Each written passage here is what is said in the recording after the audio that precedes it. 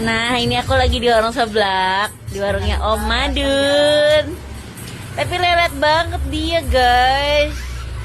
Lelet. Guys, emang yang beli aja nggak sabar. Tadi bilangnya udah ready, ternyata pas aku kesini dia belum ready.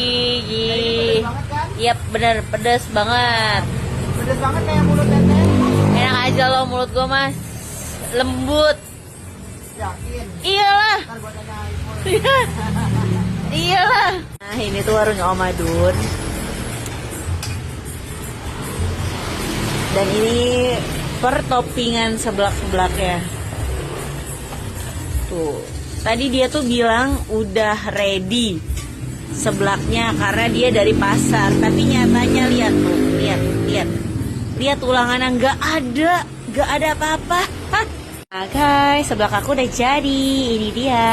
Ih, mantep banget. Pedasnya nampol.